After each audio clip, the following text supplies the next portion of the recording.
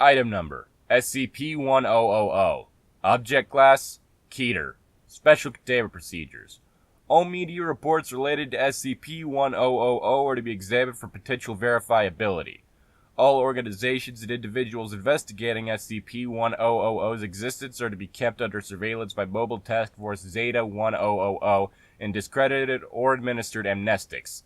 All physical signs of SCP-1000's existence must be retrieved and kept in Foundation custody and replaced with decoy items if necessary. Alleged sightings of SCP-1000 must always be investigated by MTF Zeta-1000, however trivial the claim. Absolutely no contact with wild or captive instances of SCP-1000 is allowed without prior approval by Director Jones.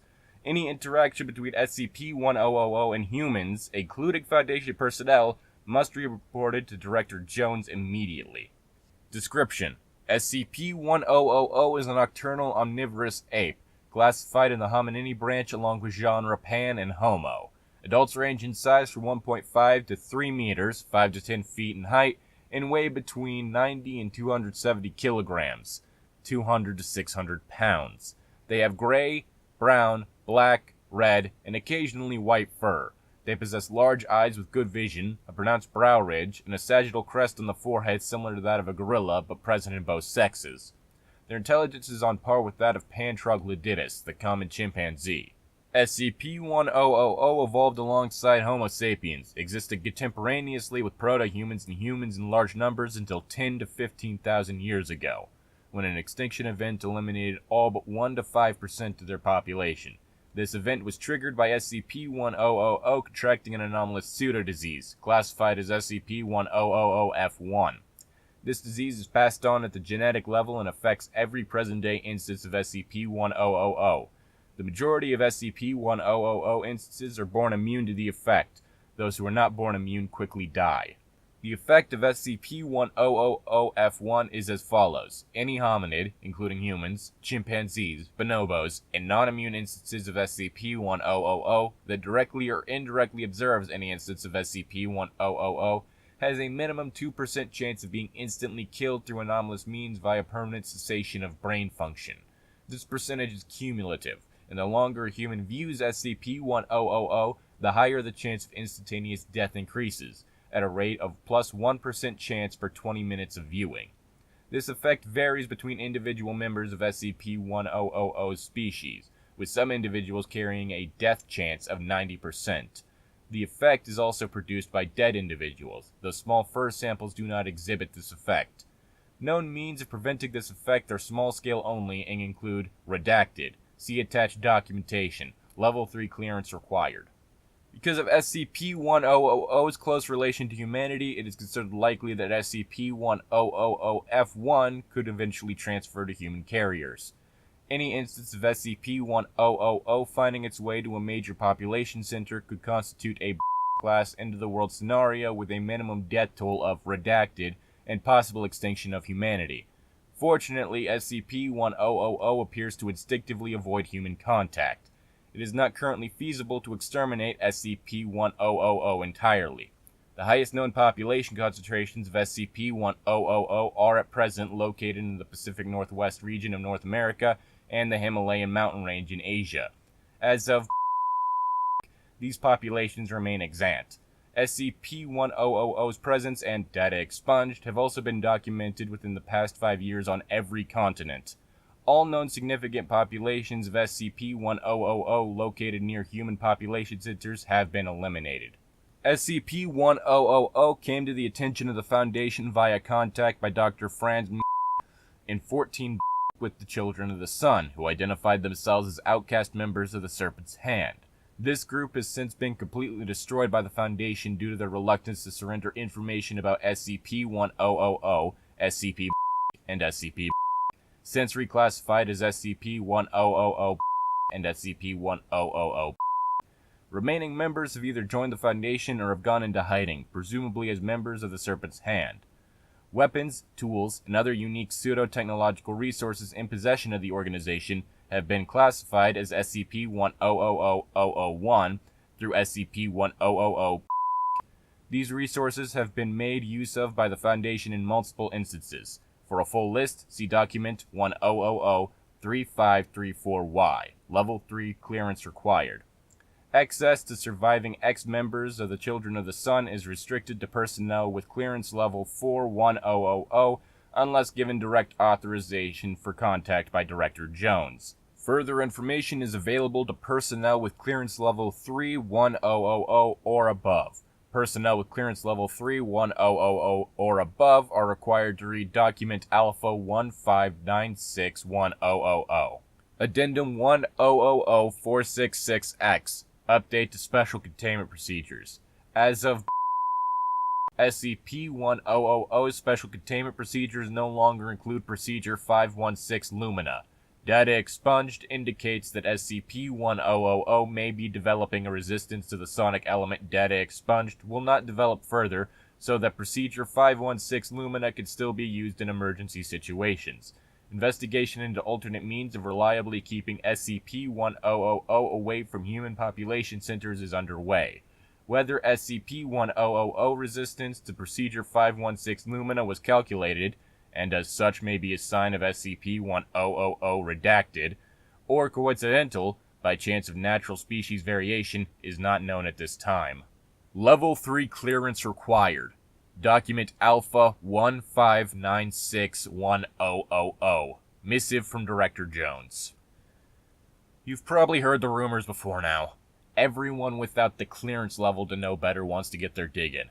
Hey, did you hear Sasquatch is in SCP? Are we gonna capture and contain Batboy next? Yes, SCP-1000 is Bigfoot. I'm sure you snickered. Don't worry. Contrary to rumors, we don't actually assign you to Keter duty for finding something hilarious. You think Bigfoot is funny because we want you to think Bigfoot is funny. We've bankrolled Hollywood comedies and farcical documentaries, paid off men in gorilla suits, perpetrated hoaxes with bear prints and goat fur, bribed and brainwashed cartoonists to get especially silly depictions on children's television. Even the term Bigfoot comes from us, planted in the media in 1958, a term people would find even harder to take seriously than Sasquatch.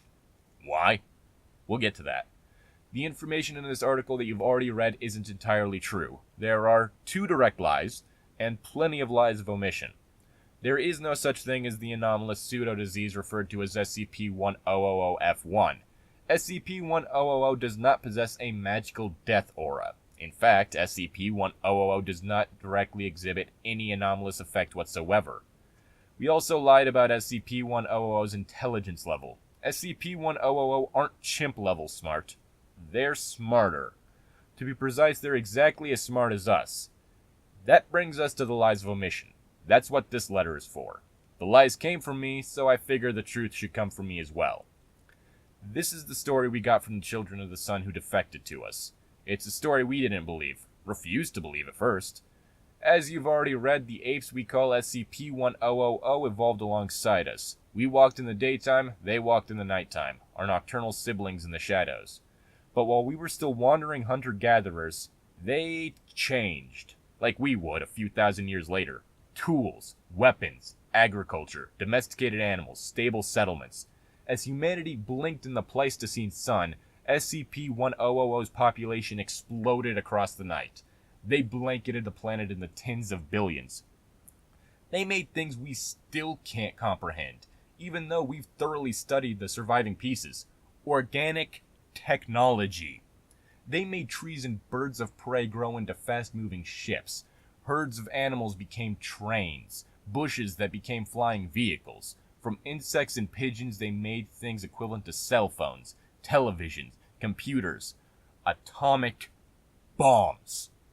The children described vast, shining cities, stretching across glaciers and penetrating the deepest caverns, grown skyships of ivory and spider silk, creatures tending them with hundreds of blinking eyes. We were rare. Like gorillas now, a few 100,000 left at best. We avoided their settlements just like wild animals today avoid ours. SCP-1000 understood we were intelligent like them, but avoided us just as we avoided them. Saw us as fairies, as gnomes, ascribed us supernatural powers, said we ate bad children while they slept in the daylight. They fenced off our dwindling wild populations of conservatories, outlawed poaching us but in the underground consumed our bones as aphrodisiacs. Then their civilization fell, and we did it. By we, I don't mean the Foundation. By we, I mean humanity. The story is muddy. Supposedly a trickster forest god showed humanity favor, showed us the Master's tools and how to use them. Why we did it? We don't know. Perhaps they hunted us. Perhaps we were simply afraid. Perhaps it was just that they fenced us in, unintentionally or not. We simply don't know what the truth is. Somehow, we acquired SCP-1000's own technology, and with it, we instigated an SK-class dominant shift in which humanity became the dominant species on Earth. We wiped out 70% of SCP-1000's population in a single day. The Day of Flowers, the children called it. Supposedly, every flower bloomed that day, while our enemies died in their sleep. Then we hunted the rest down. But we went further than just killing them. With a few of the more twisted of SCP-1000's devices, we drove the survivors mad, even those hiding beyond our reach. We trapped them in their own minds, blocking higher functions and leaving their bodies to fend for themselves like any ordinary ape. We slaughtered their living machines and burned their vast shining cities with SCP-1000's bioweapons that reduced everything to slurry and dust that washed or blew away in spring rain and wind. We left no traces, not even our own memory. We turned one of the weapons on ourselves, wiped out any knowledge of SCP-1000 and the greatest civilization the planet had ever seen. Only a few humans protected themselves from the effect, kept the forbidden knowledge, just in case. The rest of us went back to being hunter-gatherers, none the wiser. Which brings us to today. You're going to read all about this in the Level 3 documentation, but I'll give you the short version here. SCP-1000 are somehow regaining their forgotten intelligence and knowledge. Maybe they truly never lost it. We don't know. That's why the ever-increasing number of Bigfoot sightings is so worrying. Why the attempts at contact, however indecipherable, are even more worrying. Yes, SCP-1000 are just like us. That's what makes them so dangerous. We wiped them from history and memory. We dissolved their civilization and slaughtered most of their species. Just ask yourself, if they got the chance, what more would they do to us? Addendum 1000-056-D. Instances of SCP-1000 have tried to make contact with Foundation personnel on multiple occasions. Most of these attempts at contact have data expunged, untranslated, though recent attempts have shown some instances of SCP-1000 are capable of communicating in English. Addendum 1000-104-Y. Certain acquired documents contain extensive references to SCP-1000. Relevant is that the documents appear to be composed by entities associated directly with the location known as the Wanderer's Library. Context or significance of the document details not yet clarified. Addendum 1000-276-A.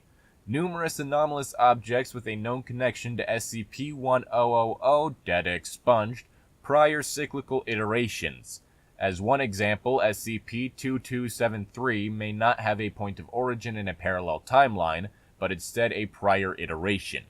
SCP-2932, SCP-2511, and other sources of living cultural insight into SCP-1000, or a variation, all present consistent inconsistencies, which may be used to create a fuller picture of the nature of these iterations, though conclusions are uncertain. Addendum 1000-276-Q. Special Report, Data Expunged. This unnumbered black box anomalous item anchored underneath the structure is likely the most significant anomalous object known to have been utilized. Central to understanding SCP-1000's anomalous capabilities, including capabilities not developed directly, but accessed from prior data expunged, modern-day relevance to the Foundation and to society at large in a scenario of general containment failure. Log 100-AD-065-X1. The following is a rough translation of recent SCP-1000 attempted communication with Foundation personnel on See attached documentation. We forgive you. Given choice for now, not forever. Let us back in.